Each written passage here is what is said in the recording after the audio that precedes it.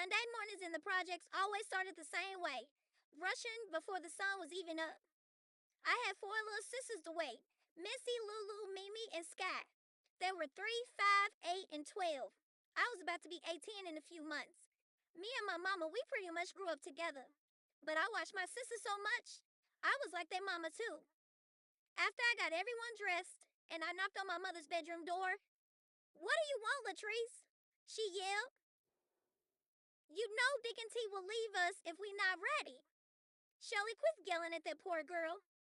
That was my stepfather, the only dad I knew, my mama's boyfriend of 10 years. He never came to church with us. He would sit on the couch and talk about all them church folks want is money. They don't care about the people. But mama, she still got us up, pressed, polished, and ready, faithful in her own way.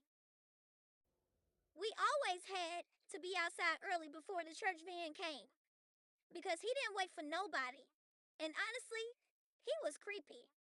Something about him made the hair on the back of my neck stand up.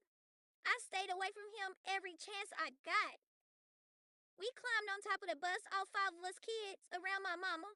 And when we got to the church, my mama looked down and saw a long run in her stockings.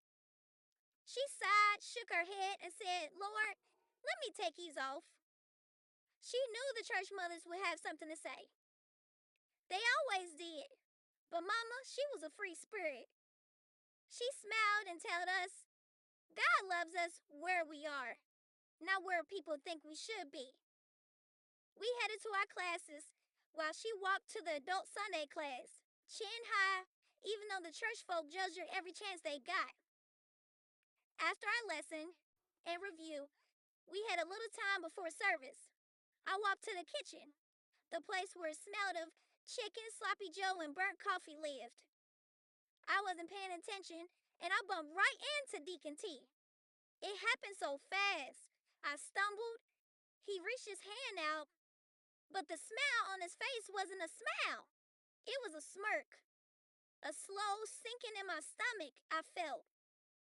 He was holding my hand too long and too tight and too familiar. When I realized he wasn't letting go, I hurried up and snatched my hand back. My eyes looked around the room, hoping somebody had seen, but nobody in the kitchen seen. Everybody was busy and it was so loud. Nobody even noticed. Nobody never noticed. I didn't say a word. I just went to the table, sat down, and waited for service to start, with a knot in my stomach. Here we go. Another Sunday. But this time, something felt different. Something felt wrong. This is a church girl story. Tune in for part 2.